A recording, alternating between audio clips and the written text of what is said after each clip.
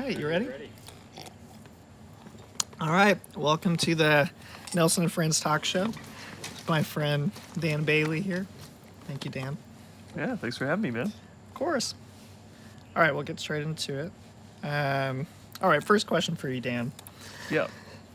How did you get your start? I know it's a basic question. And do you remember your first gig? My dad had some regional success as like a trumpet player and bass player, would play in like community theater, would play like junior college big bands. He had like an original Christian band that traveled regionally. And so I grew up, at Tuesday nights or whatever at their band practice, and like they would take a break and I'd jump up on the kit when I was, 2 or 3, and just kind of sat behind the dude on a chair the whole time and just kind of learn by watching. And then, yeah, I think my first gig was like, at some point I started like subbing for their drummer. Like they would either bring a second drum kit and I would play like a song. Sure. Or like by the time I was like 5 or 6, there would be like, I remember playing like a handful of songs at, particular gigs or whatever. So like, yeah, kind of just like dropped into it, just kind of like, yeah, I mean, like I don't have formative memories of like learning to play drums because like I've been playing since before I had, probably had a great vocabulary or something, so it has a very strange way to like, to grow up playing drums as, some people walk. It's just that's one of the skills as a toddler I picked up just from being around my dad and his drummer Paul. And that's awesome, man. Yeah, it was super fun way to. The bummer is I wish that I had a little more of a traditional, approach to the instrument at 12 or 15 or 16 or something when most people start, because like. I wish I was a better teacher as far as like teaching people to actually play the instrument, but I'm not because I feel like I kind of like fast forwarded those steps because I did it before I remember, just put on headphones at 4 in my bedroom on a paper headed kit, just like playing 6 hours a day. Yeah. Just kind of like don't really remember the process of playing, but like. I would argue that's probably actually a better way though. Because it definitely, I would say I play like me, because like I've been. I'm coming up on 40 years doing this, man. It's insane. Like, would have never guessed. But yeah, it's such an interesting approach where I wish I had the like 13, got a drum kit, was in a garage with my friends playing, in a band, and that's how you learn too. That seems like a really great way to learn too. Yeah. But yeah, just kind of from osmosis, my dad being active in kind of local music and being around, and like all his, a bunch of his friends that he would play with, like one was later the head of the music department at the college I went to, and like it kind of got me on people's radar kind of early for sure, from being Steve Bailey's kid, Sure. Was the band? I believe it's called The Reflections, which is a great 70s Christian band name. That's just awesome. Fantastic. And that was your had dad's a bus, band. had a logo. It was incredible. Yeah, that's awesome. Was a really great like. In like a almost, if there was like a Christian version of like Almost Famous, like kind of that same era, it's pretty fantastic. And that was your dad's band? That was my dad's band, yeah. All right. That's I awesome, did that for a bunch of years when I was growing up. Yeah. That's awesome. Question 2. Who are some of your biggest influence that have impacted your playing, drummers or artists? I know it's a basic question. But. Yeah, I mean, drummers, like, if we're talking like, maybe like a Mount Rushmore situation or, top 5 or something. I mean, my folks, very, very evangelical, so like grew up with definitely like a very safe music palette in the house. Like, maybe like the hardest core thing would be maybe like Kenny Loggins, in the 80s, but a lot of adult contemporary 80s stuff. So like Jeff Porcaro is just like a foundational element of, just because he played on everything I heard in the backseat of a Toyota van, going to school in 1986, But like, yeah, just drummer wise, like certainly like Porcaro and Gadd.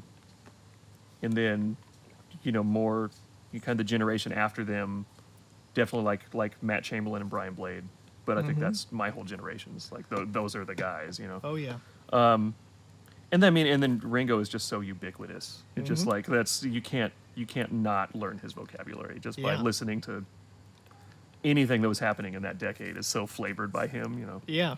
So yeah, probably that's drummers wise. That's probably my 5. I would bet, But I mean, it could go to 10 or 15 or 25 or 30. It could keep going. But like, if I had to like, kind of the ones I look to the most. That I would say, like, if you were if you're trying to figure out how to get my playing from a blender, that's probably the 5 dudes. Probably. I'm glad you said Ringo. Not a lot. Yeah. I mean, well, it's such which makes sense. Can be such a trite answer because he is so ubiquitous, but it is just like those dudes invented the vocabulary, man, or certainly took what was happening and made the new thing out of it that set the kind of the template for every band that's come since, you know, like absolutely. It's kind of, you can't help but be a big deal, you know, for everybody, yeah. whether you know it or not. You know, if he's not one of your favorite players, he's your favorite player's favorite player, you know, one of those guys. Yeah.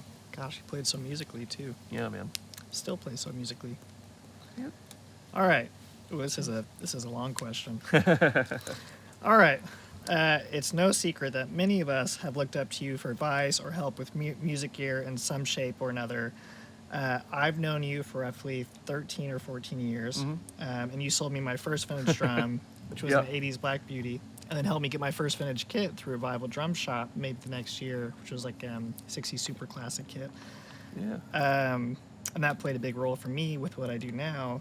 But can you share maybe your first like drum experience that maybe shaped something different for you as far as whether it's gear or like some type of I don't know, season that maybe pointed you in? I mean, gear-wise, I kind of grew up with a lot of hand-me-down. You know, from my dad being in a band, it was like I had like a Pearl. My first ever like real drum kit was like a Pearl Maxwin, which was their like student level one, which they had bought for like functionally like a backup kit for like a rehearsal kit, and I kind of inherited that at some point.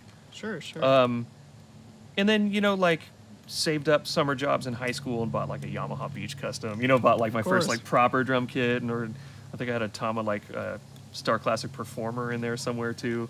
And then really got into vintage drums when I played on like an EP for a guy when I was super young, like 18 or 19, and he had a like a Black Panther 13, 16, 22, like 68, 69 Ludwig something. Cool. Had the speckle interiors, I think. Very and he was just like, "Do you just want these?" They were like, they had been disassembled, so they're just in a box of parts. Wow. And I'm like, okay.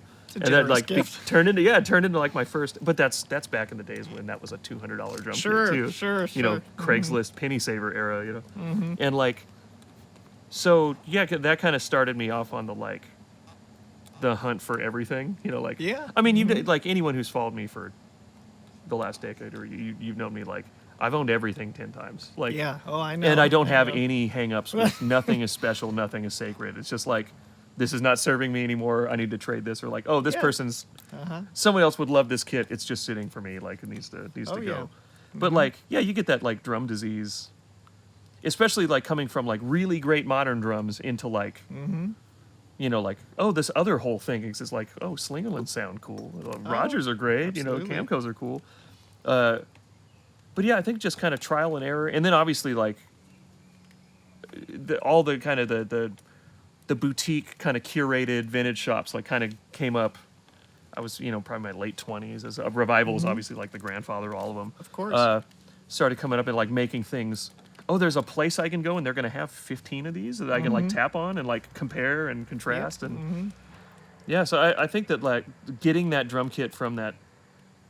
I don't remember the dude's name, or it's like I just remember it was in Long Beach in like 1998 or something, like 99. But that kind of tipped me down the road of like getting into vintage drums, and then what are their, you know, the things they excel at, or like modern drums are better at some things, and kind of just like spent the next 15 years just like buying and selling and trading and just like trying to have my hands on everything, so I kind of figure out what I like. Sure. Yeah, it's a disease, man. Yeah, that is the truth. It'll get you. That is the truth. Wow. So you were really into it before it was really I think. Well, and I think cool. luckily in before. that I got a hold of a lot of things when they were very cheap. So I got a chance to like pick up a Camco when it wasn't the price of a used car, and like you know, get a Rogers kit when you could get one for $400 on Penny Saver, and you know, like you sold me that Black Beauty super cheap. Yeah, I mean that's just what they were like worth. $600. What they were worth at the time. Now, it's probably triple $2,000. Yeah, like it's just like, but that's, I guess that's the way of the world, you know. Yeah, that's true. But it's I think there's just, everybody has their process of like, you know, like we were talking earlier about what Jay Bellerose plays, right? Like Jay's gonna sound like Jay on pretty much anything because it's all internal. But It's like true. what I do does not work on drums he would play. It just I would sit down and it would be like, oh, this isn't really functional for what I do. Same. Yeah. And it's just like, so you have to find the things that respond the best to how you approach the instrument and kind of not the opposite. I think a lot of people try to like, there's certain things they should be playing and they try to fit their playing in that. It's more like, Yeah. man, if you're a dude who like really dead and Slingerlands just sound incredible when you play, like just do that. Like don't Yeah. just find the thing you like that like responds the way to the way you play and just kind of do that, you know. Mm-hmm. For me, that's kind of like old Gretsch, old Camco, and Yeah. the And right occasional now modern you- drum, you know. You currently have old Gretsch kit. I've right? got Like an that's old- basically all I have right now is I've got that 60s red sparkle Gretsch that kind of stays set up in the room, sounds incredible, and then that black beat to hell Camco. That just those are the kind of the two. Mix in some like modern Canopus or whatever else, and that's kind of the kind of cover all your bases, you know. Yeah. Right Don't need- on. Don't need to own every drum, you know. Yeah. just the ones that you use. Oh, I you know on you've stuff. owned everyone. I've watched that journey. I've slowed way down. Luckily. It's awesome, though, man. All right. There are a lot of drummers who look up to you in your music career. Is there any advice you'd give to your younger self or others who are looking to follow a similar path with music? It's I the know it's a best hard advice. question. The best advice I ever got was that it's just a war of attrition, and you just have to outlast everybody. Because it's when I started playing, like a bunch of the generation that kind of I came out of Southern California. So like the Tyler Chesters, the Yeah, you know of course. the Adam Taylors, the Taylor Johnsons. We were talking about some of those dudes, and like there is such a like. We weren't all necessarily the best players. It's just one dude left to go do real estate, one dude left to go back to school, one dude. You just have to outlast everybody. It's just Yeah. it's legitimately a who wants it more. And obviously, the more you can develop your skills, the better chances you give yourself. Of course. But it's like someone's going to end up doing it. You just have to hang out long enough to where you're one of the few people left. I mean, because it's like, because there absolutely are those people who get like the big gig at 19, like the Tony Royster, like playing with Yeah. Jay-Z at like 24 or something. Like those dudes exist, but like for most of us, it's like you just eat shit for a decade. Yeah. Like I restarted and dropped out of junior college 4 times just because like I'd try to go back to school and then it would be like, hey, do you want to come do this 6-week tour? Like, all right, like I'm gonna go do that. Sure. And then just at some point it just will start snowballing enough, especially if you happen to be in a music market, that like if it's gonna happen, it's gonna happen. You just have to like keep in it. And it means the $50 gig on a Thursday night at an open mic with somebody, and you just have to like just eat all those losses for years, and then it'll finally start to like my career didn't get stable until I was 35. Like what I would consider like can kind of bank on it, like I know Sure. I'm going to be doing something. I don't know quite what, but like I've done enough work and there's enough people that are aware I exist that like somebody will call me. Like at some point it started to feel like, okay, I can like take off the gas pedal a little bit. Like it's gonna be fine. Sure. But that like first 15 years of just like, well, and I think maybe part of it too is I've done a handful of interviews, so some people might know my background or whatever. But growing up around Christian bands, there was a realization like that isn't what I wanted to do at some point, and so at 30, I had to just like, I was making office manager money doing that, like good adult money doing that shit, and just miserable, not a good fit for how I play, not interesting to me. I was sort of like cranky to be around. I was going through like kind of a deconversion as it was going, so like Yeah. I was holding down a seat someone else should have had, and someone would have really enjoyed to be doing the kind of things I was doing, and I wasn't. And so like part of that was also like kind of realizing what does success look like to you, and this is an individual question for everybody. Is like, if you're making $90,000 a year playing drums but they're like corporate gigs at churches, and I hate it, just like miserable, just like dreading going to the gig, just like that's someone else should have that gig. That's not for me. And it's especially like these people are like there to worship, and like that's not a place. If I'm not in that headspace, like then I'm like kind of infringing on that, and so I need to not be there. And there was just this moment of like realizing I was like 25 and had hit the glass ceiling in that world of like, oh, I'm playing with the 2 biggest artists on the West Coast. and doing the big tours and playing on the records that don't happen in Nashville. And it was Yeah. just like, I'm not happy doing this. It doesn't stretch me musically. It's Yeah. not the thing I like to do. It's not a music I would ever listen to on my own terms. And just like realizing like, if you're making adult money playing an instrument, you would think like, oh, that's great. But I would have at any point rather worked a 9 to 5 and just played music with my friend on the weekends Yeah, and like yeah. things I like doing where there's no stakes and there's no money and there's no, so like it just took like I've topped out in this world really young and I have nowhere to go and I'm not interested in pursuing this. It's like, all right, time to like quit all these gigs, get back in a van and trailer and like play in some buddies' bands and like do a bunch of touring and luckily had those opportunities, just Yeah. because I was trying to keep a foot outside of the CCM world as best I could, recording and playing with people and stuff. And so like, it's not just the like making it, it's like what version of that. It's like you want to do, ideally you want to do the version of the thing you want to do. And even if you're 1 degree off from that, you're going to be miserable.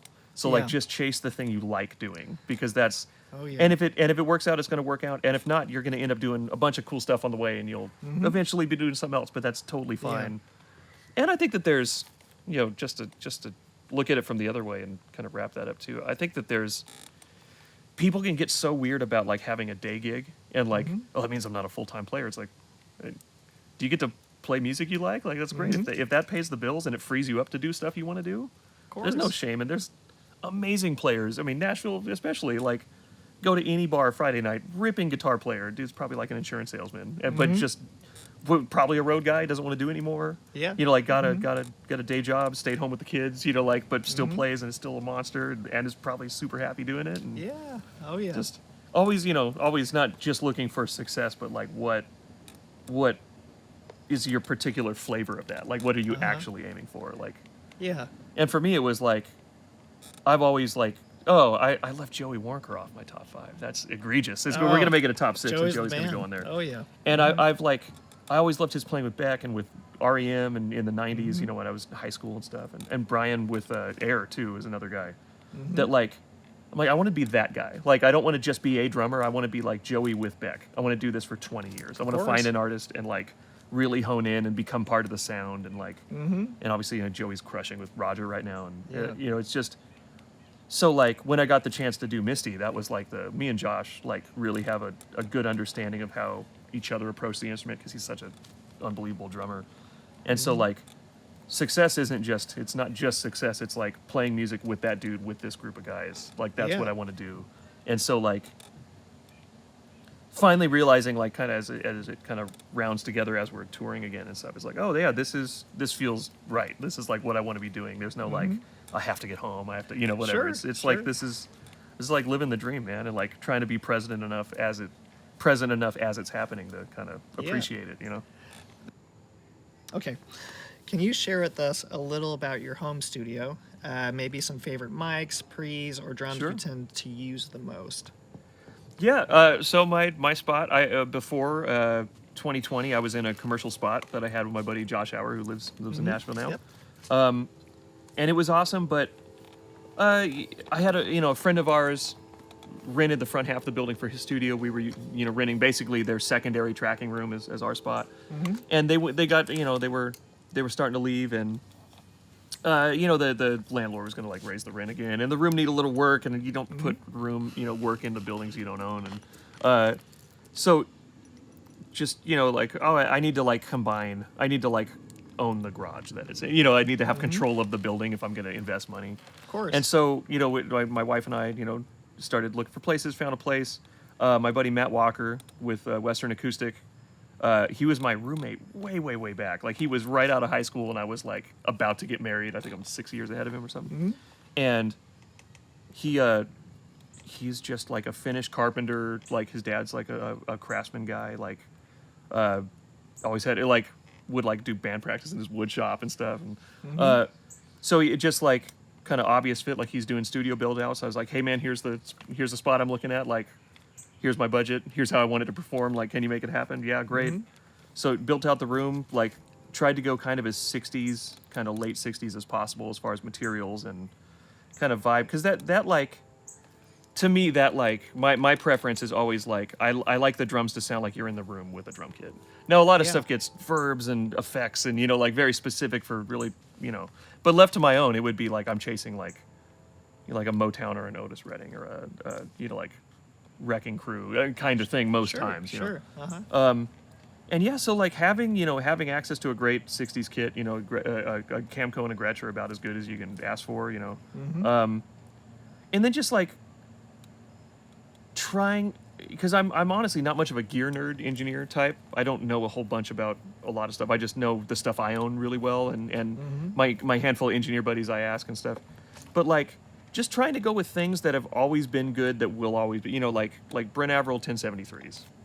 Just the 1073 is one of those circuits that's the preamp circuits. It's been around forever. It's going to be around forever, and they do a really great version of it. And it's like that's on kick and snare. That's the sound, whatever. Yep. Or like, just like a pair of Cole's ribbon mics, just like those since the '60s, man, have been on everything. Just try not to get too like in the flavor of the moment type things. Not like, because there's always something. NAMM every year, there's always something newer and better. Sure. It's always like, what are the things that I actually see at studios when I go to like a commercial studio that we actually are using?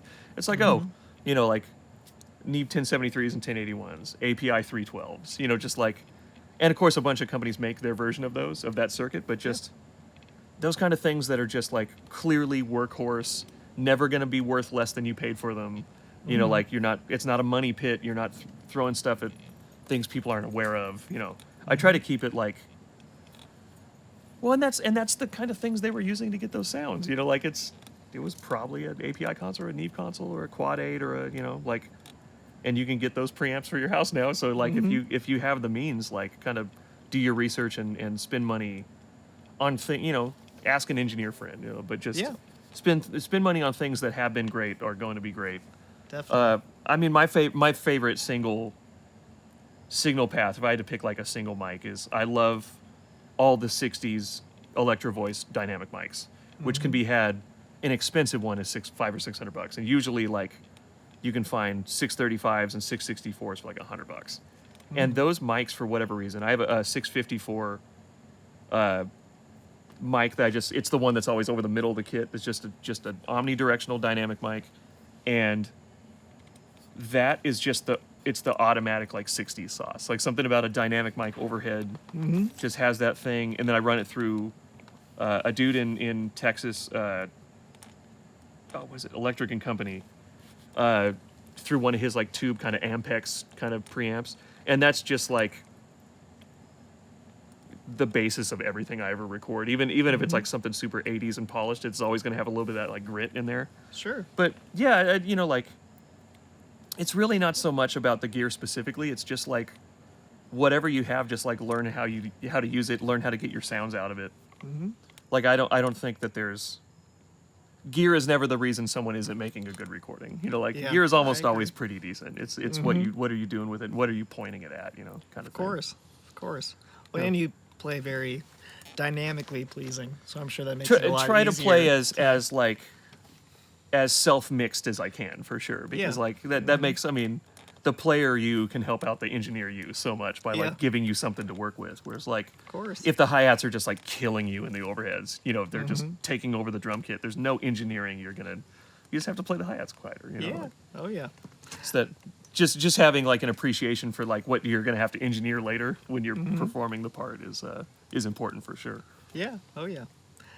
With that, is there any advice? You kind of answered this already, but is there any advice you'd give to somebody that's wanting to start like a home studio, like maybe where they dip their toes in at first? Yeah, I mean, I would say in today's day and age, like spend your money on a great interface, because you can always upgrade other stuff. But if doesn't matter if you have the best preamps in the world, if they're hitting bad, audio to digital, a bad interface, it's going to degrade the sound to where it doesn't sound like a great preamp anymore.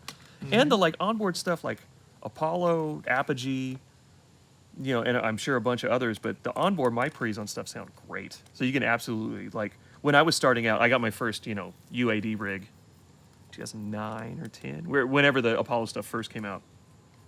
And just all I could afford at the time was like the 8-channel interface, and it sounded great. You know, it just like, and you know, adding as I've accumulated over the last 15 years or 12 years, whatever, preamps a couple at a time.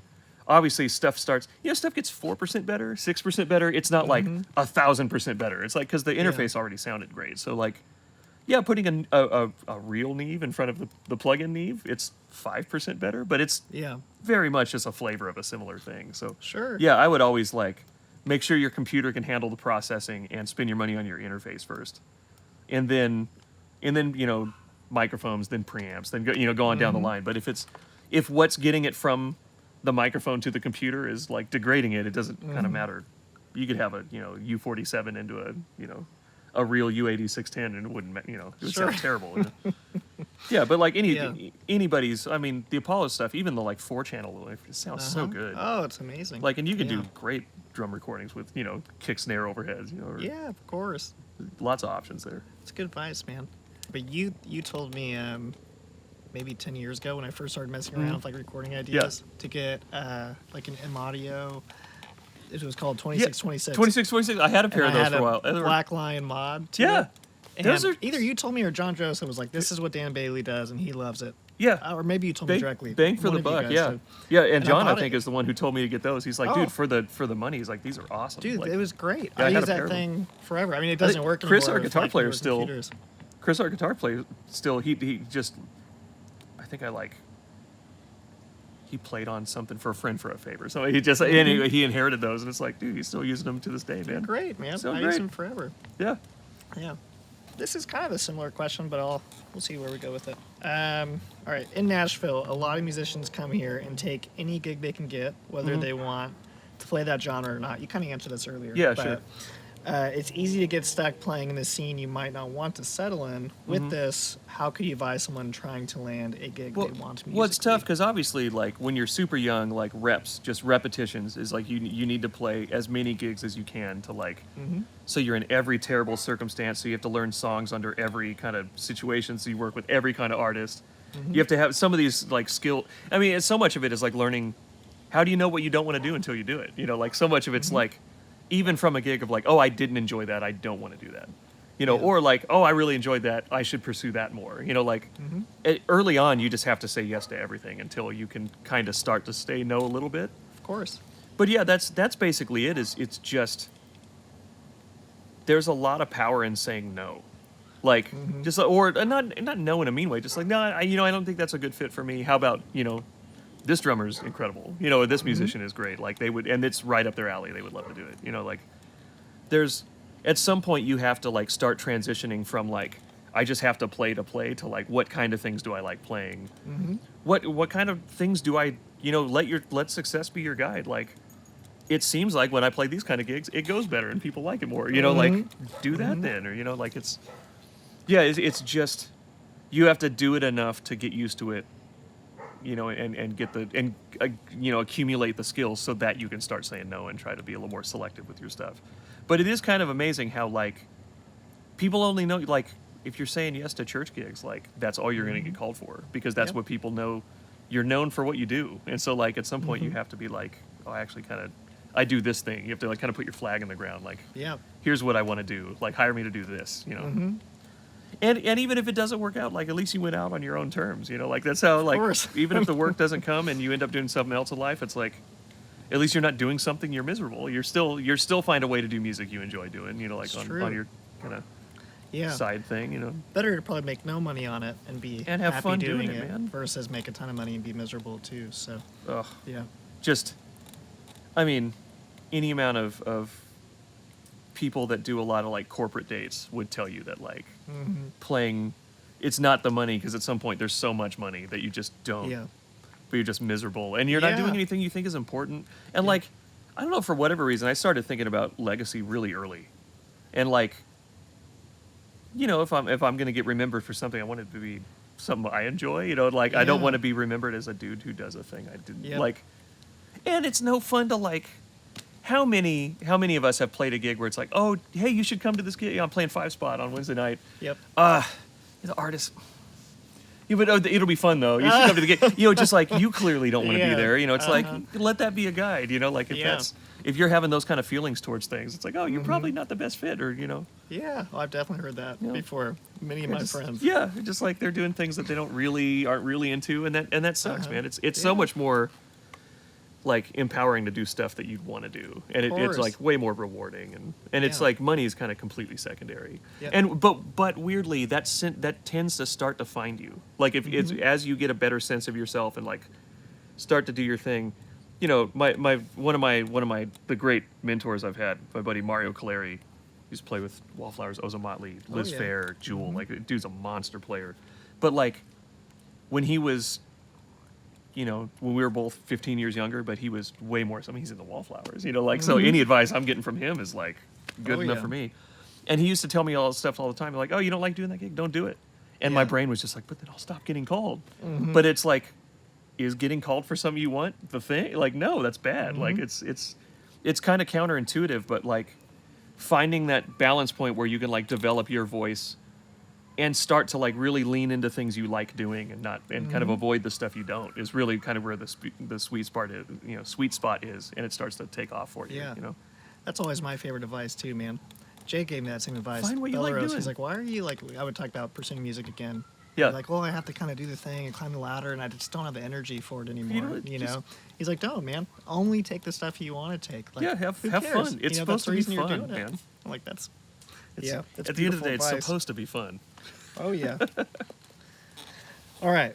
You've been with Father John Misty for several years. Actually, how long have you been with? Summer of 2014. So Wow. So, yeah, coming up on- I remember when you got coming that up on call. 8. I was with Yeah. John Joseph. Oh, and I yeah. think you called John. It was something that you were going to the audition. yeah, I was like, hey, so yeah, I'm doing Yeah. this thing. Yeah.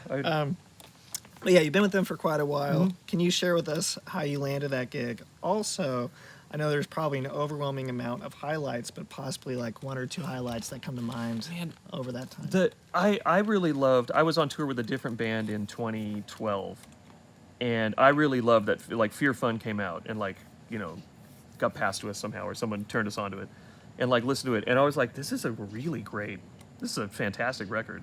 We must have listened to that record like 50 times that year. course. We were touring, and like. And then my buddy, Eli, the bass player who I played with in Everest and a bunch of backing different artists and sessions and stuff, got he like texted me one day. He's like, dude, I got the Misty. I was like, dude, that's incredible. My friend's in a band I really like. That's great. And he's like, yeah, and Dave Vandervelde's going to be the guitar player who I knew. We had a bunch of mutual friends, and it's like he's going to be playing the guitar spot. I'm like, oh, dude, that band's going to be awesome. And of course they had a drummer in mind and stuff. And we got to rehearsal, or they got to rehearsal, and I knew that they were starting like that week or something. And I get a call at like the first day at like noon.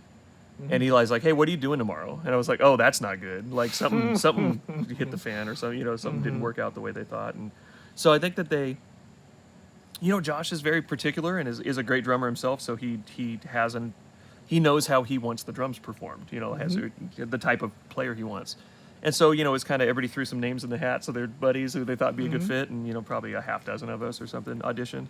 And, ended up came in a second time. And then it was like, hey, do you want to be in the band? I was like, yeah, man. yeah. I mean, because like that, the highlight I would say is just kind of musically is like, if you designed a band for a way I play drums, it's like, it's this band. It's like, oh, there's a big band tune into the Stooges, into Hal Blaine, into Ringo, into into like modern electropop. Like there's all these, like the catalog is so wide that there's no chance to get bored, because like the 20 song set will have 10 different genres represented. So it's like I finally got to play it. It was like, when else am I going to find a band where I have to use like my concert percussion shit from like from my failed college career, and like the big band stuff, and like even some of the tunes have these big kind of retard, like lots of time movement in the way that like a Southern gospel like Easter cantata would have. And I Cool. grew up doing those. So like being able to like conduct a band from drums, through these kind of time signature changes and like feel changes. It's just like, it very specifically is like the way I play drums is like, that's what the seat is in this band. So like, obviously you grow up, thinking things like, SNL is like a real thing, or like getting to play big festivals in Europe and getting to travel and like people come to your shows. I mean, these are all the things that everybody dreams about doing. So like, obviously there's a bunch of highlights that way, but I think really it's like, it's just that I found like these group of guys and a collection of songs that like really allow me to do the thing I do.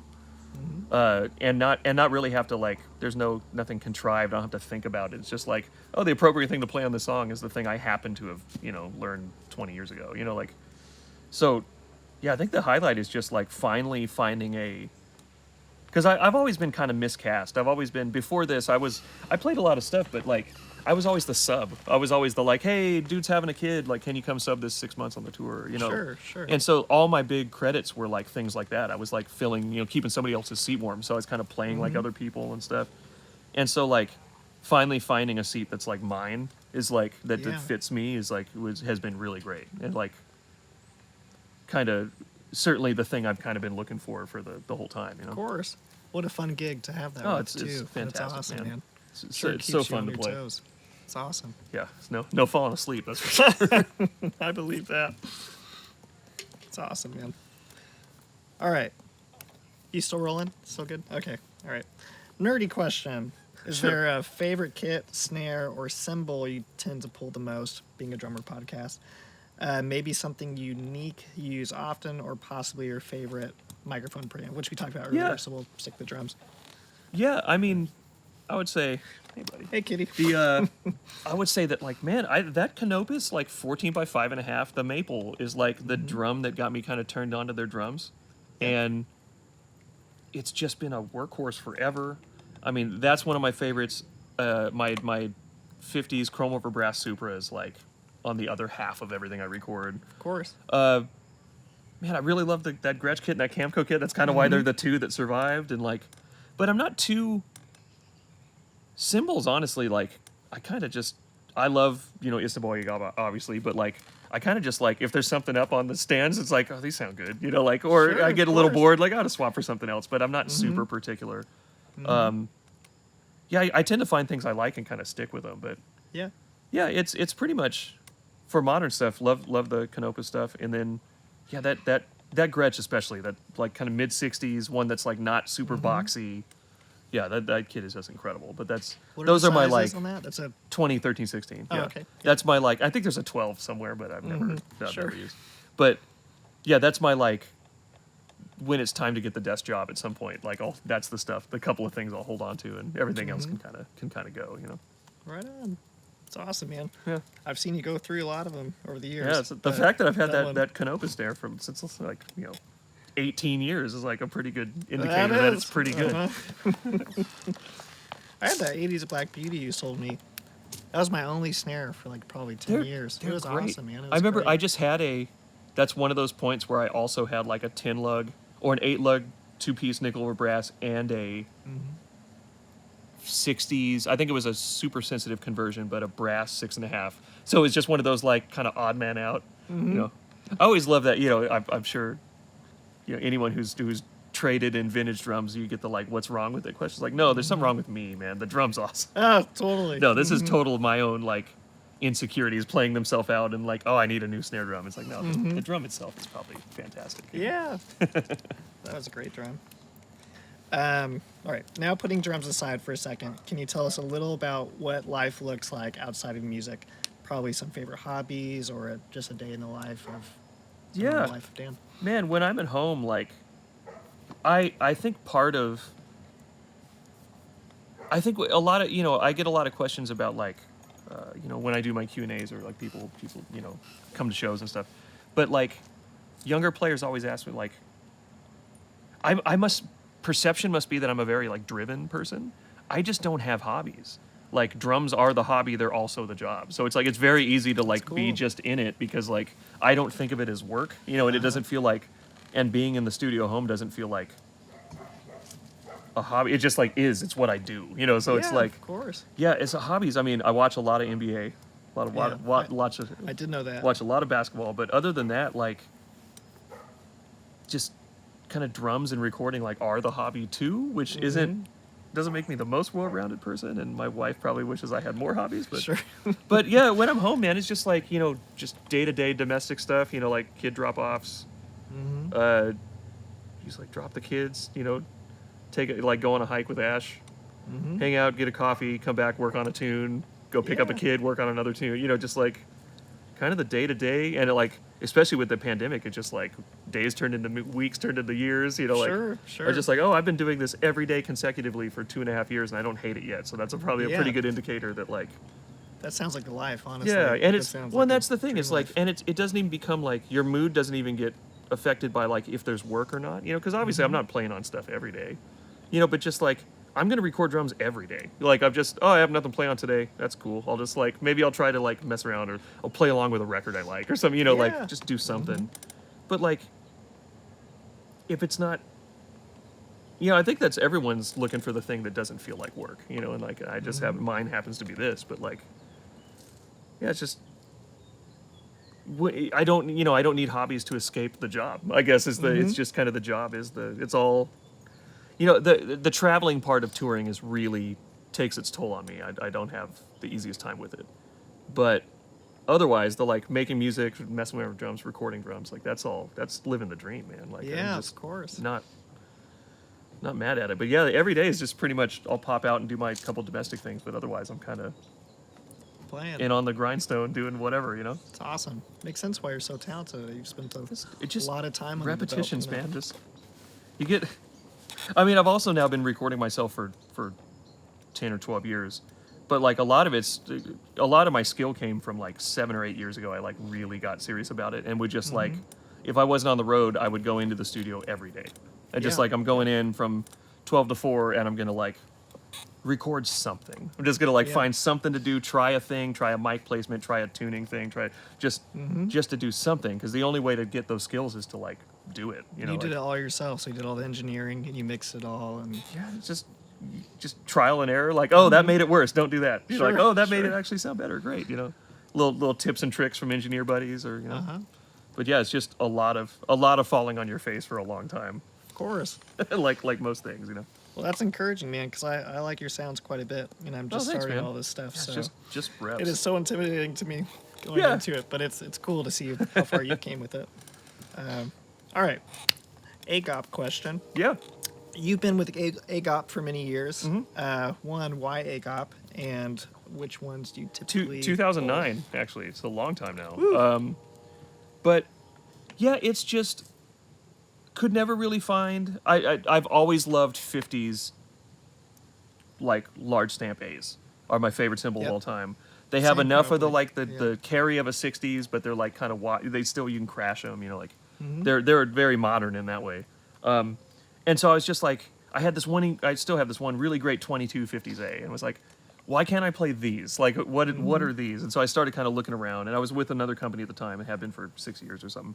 And a buddy of mine, right, Aaron Redfield, great LA San Diego drummer, let me borrow some of his like, I think they were signatures or something. And I was like, these aren't exactly for me, but these are really cool. Like these are a little dry for me, but like, and so got hooked up with Scott Blyken over at AGOP, and like he had me over to play a bunch of like traditional stuff, and like as soon as I found the like traditional darks and mediums, it was just like, oh, there's 50s A's, like that's the recipe right there. Yep. I mean, even if you were to take the logos off, they look like the lathing looks like 50. They Oh, look like totally. new 50s I A's. agree. Yeah. And so it was just like I found that, and it's like, oh, that's how I imagine cymbal sounds to be, and all my favorite recordings, that was kind of the vibe. So like, Yep. yeah, just like in particular the 15-inch.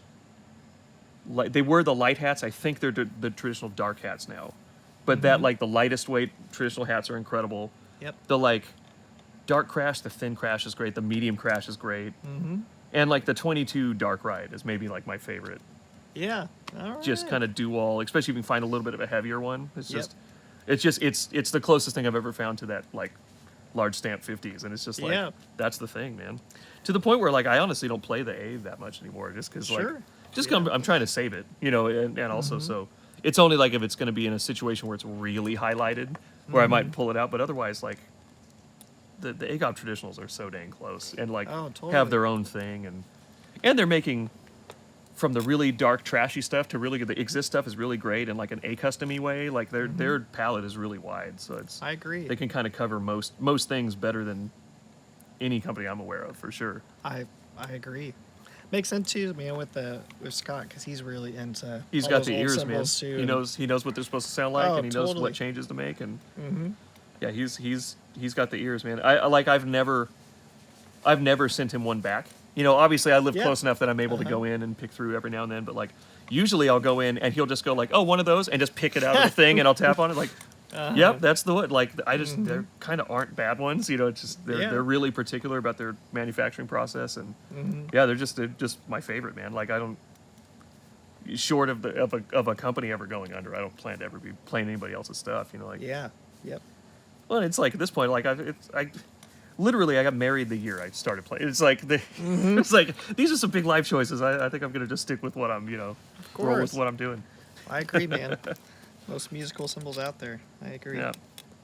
All right, I got one more for you, and then I got like 5 really quick questions, Okay. or like one-word Sure. answer type questions. All right, tell us about the Bailey method. All your Oh, sure. masterclass videos. I remember you releasing the first one, and now you have 4. You have 4 of them currently. I out, think correct? I have. I honestly don't know. I think I have 5. 5. Wow. It that's shows impressive. how much they happen over time. Like there'll Yeah. be 18 months between one or a year between one, and like it's basically, you know, I do the Instagram Q&A things as much as I can, and I was seeing a lot of the same questions, and so like, oh, there obviously isn't a lot of like good information around about this stuff, and certainly not from people who have like actual studio reps. There's a lot of information from people who don't actually do the thing. Yeah. And so I'll see like, oh, such and such a person says to do this, and it's like, I've never seen that done before in when there's money on the line somewhere, you know. And so it just was like, I'm just gonna. There's a bunch of ways to do things, but I'm just gonna go through and here's how I approach things. So it's like, here's how I tune a drum. Here's how I place a mic. Here's how, you know, like there's a million ways to do these things, but like, just I think it kind of helps to watch. You know, and obviously like Blair Senta, Victor and Drizzo, you know, other people have these great courses too. I actually don't know if Victor does, but Blair certainly does, has a great one. And it's just interesting to see if you like someone's results, you just get to see the path to the results, you know, and like, and you might do some of those things, or you might already do some of the stuff, and you go like, oh, that gave me this confidence of like, oh, these people who like really do it the same way, you know, or like, oh, that's not what I was doing at all. And then you try the other way, and it's like, oh, it gave me a result I was looking for, you know, like, so it's any education stuff. It's always either like confirming what you're already doing right, or like kind of tweaking what you're doing wrong, you know. So Sure. yeah, I just kind of started like, got enough questions about tuning, and there wasn't a lot of great resources from like how to tune and maintain a kit that is in like a working environment, not in it's going to sit in one room all the time. Like this kit is going to get moved every day, or like loaded into a studio every day, you know? And then just, you know, from there it turned into like, well, here's how more I would tune specifically to situations. And then it was like, here's how I would place a mic. And then, you know, it's here's how, when I want to go for the really dead kind of air Tame Impala-y thing, you know, here's how I set up the drums and engineer. And when I'm working, you know, one of them is just, you watch me work on a tune for somebody. So it's like, here's how I'm thinking about overdubs, and, you know, just kind of like, because I'm not like I talked about before, I'm not like a here's how you play drums kind of guy. But I try to be like you know, here's how you can best apply what you already do, and here's some tools to like get that recorded, or like get that to a gig, you know, kind of thing. But yeah, kind of just never at any point thought I would do anything educationally. It was just like I saw like a vacuum of good information. It was just like, okay, well, I gotta leave things better than I found it a little bit, you know. So because I had, you know, it's just all stuff that I was lucky enough to be young and on sessions with these engineers that would, you know, like I'd see them doing something like, hey, on the kick out, why are you, oh, this is why, like, oh, okay, you know, I was lucky enough to have all this stuff in person, which not everybody gets. So it's just like kind of forwarding the information that got passed to me, like making sure it gets to more people, you know. It's awesome, man. Well, I know a lot of people love those videos. Yeah, I'm always shocked. Like, it's very cool to me to see like being like Germany, and like a dude will come up, like, dude, I love your that is tuning. cool. Like, it's incredible. Like the world is small, man. It's insane. That's true. Yeah, 5 speedy questions. sure. They're silly. Lynn and I wrote these out like right before you got here. All right, 5 fast questions. Yeah. First one: desert island record if you just chose one? It's hard. Charlotte Gainsbourg Rest. All right. Yeah. Okay. With the close Air Moon Safari is a close second. Okay. But I think, yeah, that Charlotte record is unreal. Yeah. 2, opened and sustained or beefy drums, if you just had to choose one. For I can be a rock player when I need to be, but like that is not my main gear. So I would say like kind of a more controlled, tuned higher, kind of the things that respond to my playing the best. Yeah. Because particularly I don't have a heavy foot at all. I do not hit a bass drum hard. So like a 24-inch bass drum is just too much drum for me. I just don't hit it hard enough to activate it, you know. Sure. So yeah, like kind of a more controlled, kind of in a 1968 kind of like classic, kind of a little deadened, a little tune high, maybe some mufflers, you know, kind of thing, internal mufflers. All right. Kind of. This one's silly, but 3, coffee, beer, water, if you had to choose one. Probably water. Okay. Because I'm not a Healthy. coffee or a beer. I mean, I enjoy, like, you know, you get tacos, you have to have a Pacifico, and if you get sushi, you got to have an Asahi. But like short of that, like, I'm not a huge drinker. And then coffee is purely pull in case of emergency for me. Like it's the Really? okay, we landed at the airport at 1 a.m. and now I have to drive home. Like then I'll get a Yeah. coffee. But like I kind of pick my spot so that it still works. You're not an everyday coffee No, drinker. no. Oh man, I wish I could say the same. No. As crippled my life. All right, 4, all-time favorite movie. Man, I really like Field of Dreams. That's a And great I movie. think that's yeah. it's certainly not a cool pick, but there's a couple shots in particular in that movie. Like that movie, that's a really excellently made movie, and the cast is incredible, and Burt Lancaster's last role and stuff. That's a great one. Yeah. But that immediately pops to mind as far as like if I could watch any movie like right this second, probably Field of Dreams. It's a Yeah. classic, man. It's a Ray great one. Liotta, R.I.P. Last one. If you weren't a drummer, first profession you would choose. See, here's where it's weird because I've literally never had the thought at any point because I was 3 and playing drums already. So like, pretty it's just, badass. just like I guess this is what I'm here to do, you know. But like, I really like. I could see being like in a different lifetime. I could really enjoy being like a hazmat firefighter guy.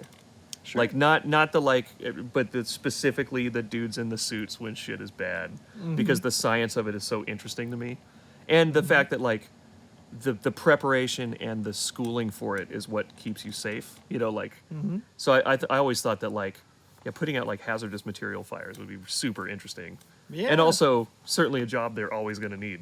Yeah. So that's like the truth. you'd always have work, you know. But yeah, probably something like that. I mean, otherwise I'm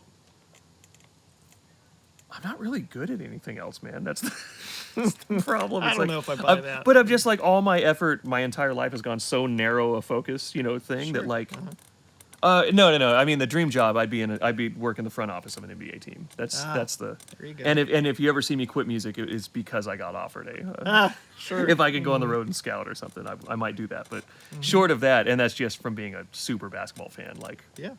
Yeah, I don't know, man. I think it's just there was just never a plan B, so I've never gone down the road. Well, it's a good thing you made it then, man. Yeah, right. Good thing it worked out, I guess, or is working out. I guess it's Yeah. always in process of working out. It's awesome, man. Well, that's it. All right, Thank you so much, Dan, for Dude. doing this. Really appreciate it. anytime, man. Super fun. Awesome. Thank you, Chris, for hanging out too and waiting through all that. Yeah. I've been telling.